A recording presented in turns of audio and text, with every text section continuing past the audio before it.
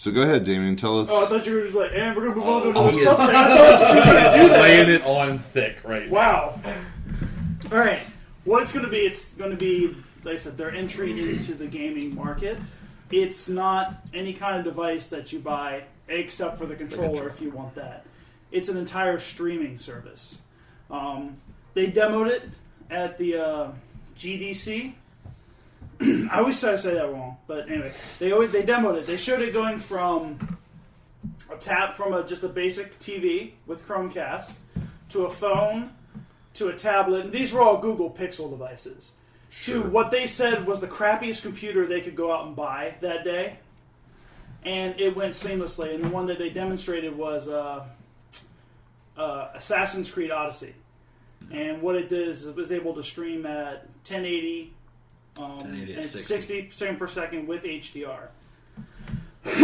So it can go to any kind of device. It says they can do anything like Chromecast, anything with Chrome on it. So you guys with Apple phones. Oh, but look here. I have Chrome on my Apple phone. But they probably are far going to make it superior phone. They're probably going to make it so it runs crappier, so you have to get a better Android phone. So you have to buy Google's phone. You have to buy Google's phone. Well, I hope not to buy Google's phone because.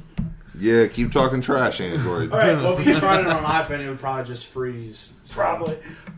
They have their own controller. That is a 2012 problem, Tyler.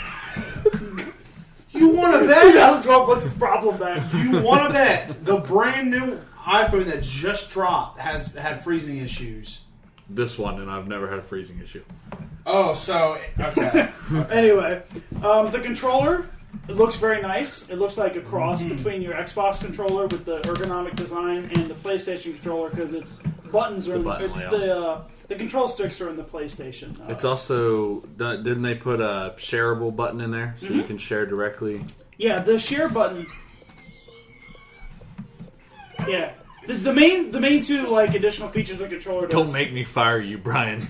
The share button links directly to YouTube. I'll get into exactly what that does in a minute, like the YouTube aspect of it and crowd play. The controller is very neat. The controller connects by Wi-Fi to the game server, not to what the device is that you're using.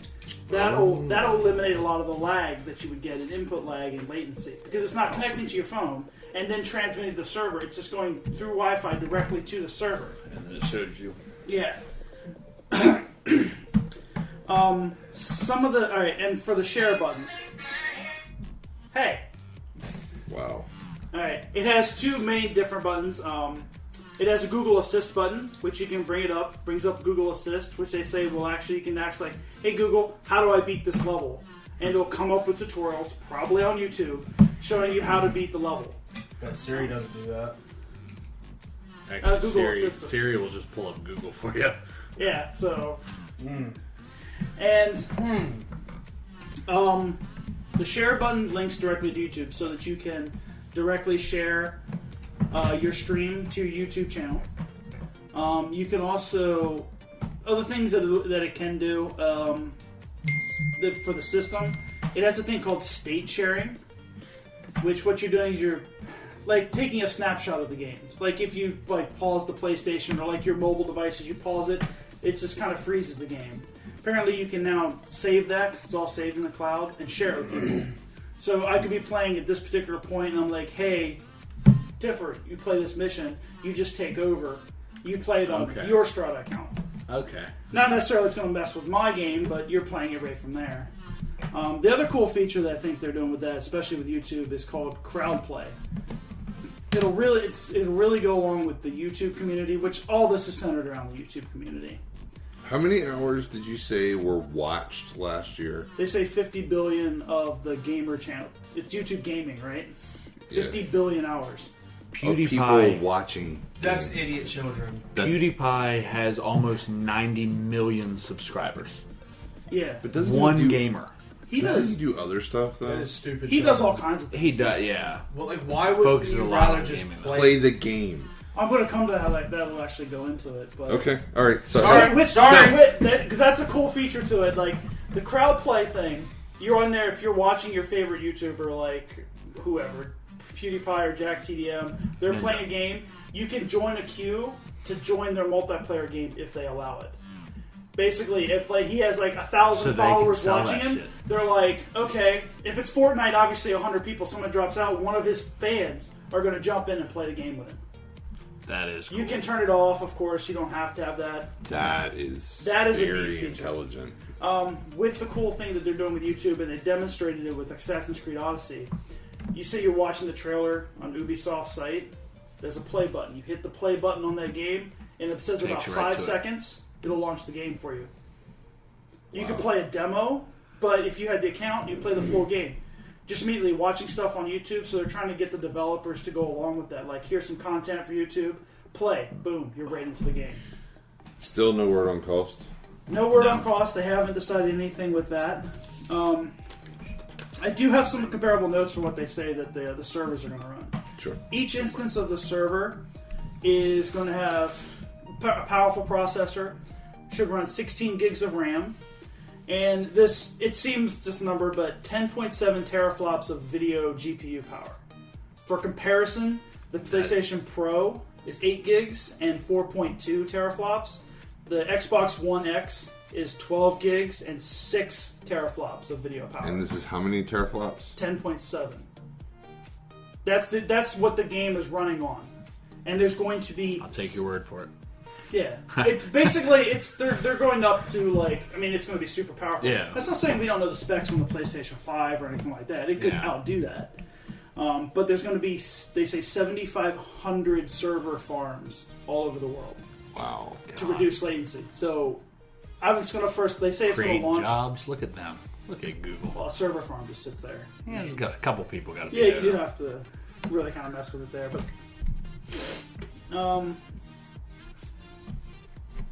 One more.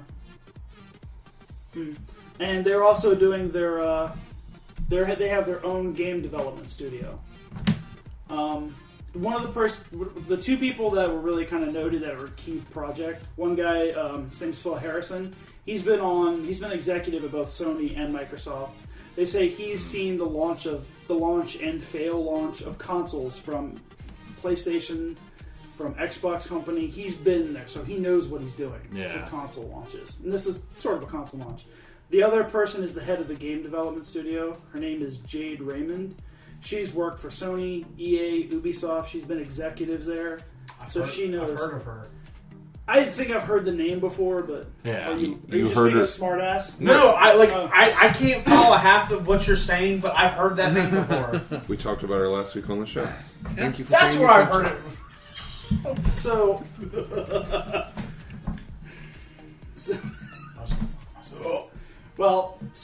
they're going to be developing their own big title games.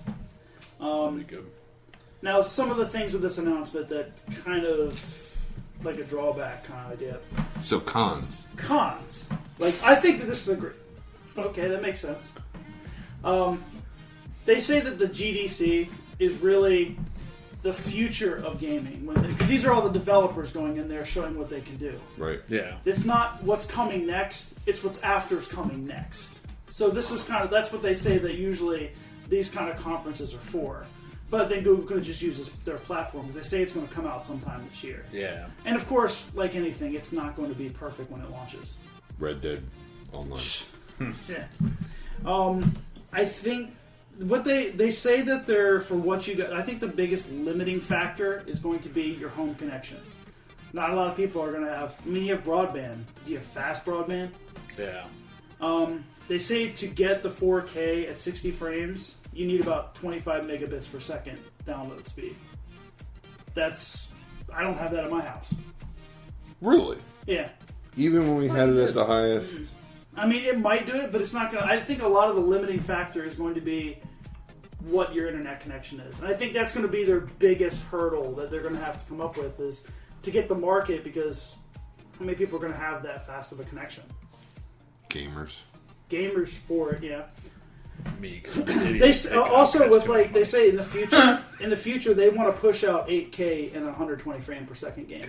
That sounds like a lot of K. That sounds like my eyes will bleed watching it. Yeah, they've already got the cameras. So, good reporting. Thank you. Fantastic reporting, actually.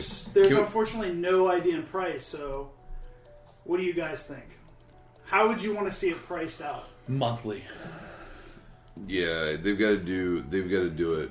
And the games have to come with it. It has to be like PlayStation Now. That's what this. A thing I saw sometimes a little bit today after the announcement.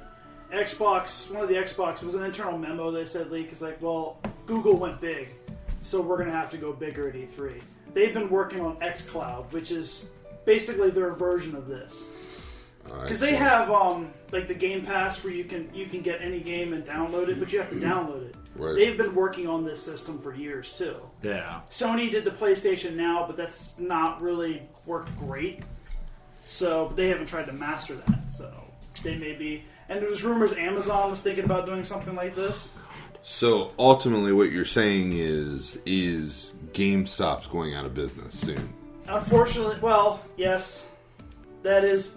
It'll turn into a collector's store, which is what half of it is now. No, that's Think Geek. That's a separate thing. Like, I've never seen a Think Geek. I've heard of them. So oh, you didn't go to the one in New York City, Fancy Pants? No, I didn't. Well, maybe you should. Fancy Pants. Oh, Fancy Pants. Oh. The one in Rehoboth. That's why there's so much stuff there, because it's considered a Think Geek store also. Wow. Now you know, and knowing the more you know is half the battle. Yeah. And knowledge is power. Well, according to some superhero one time. To me, the drawback of the monthly charge is how do the developers get paid to put their game on the system? That's not my problem. That's not your problem, but why would they put their game on their system if they're not getting money? Because they're going to have to get a piece of that monthly subscription. Who's to say they will, though? How much are they going to get versus selling the games? Honest to goodness, Damien, I don't understand. I didn't know that you took up being a lawyer for game developers. I didn't. I'm just saying, think about it. Like, they may not make as much money as selling it a la carte. Like, why am I getting attacked here? I don't know. All I said was, that's not my problem. I want it to be monthly subscription. I just don't know if it will be. They say that there's going to be more information in the summer. Are we going to have to start paying you a retainer to be on this podcast? Yes, you will. Fuck. Fire him! Fire him! You're done. You're done. You already did a podcast when I came in without me.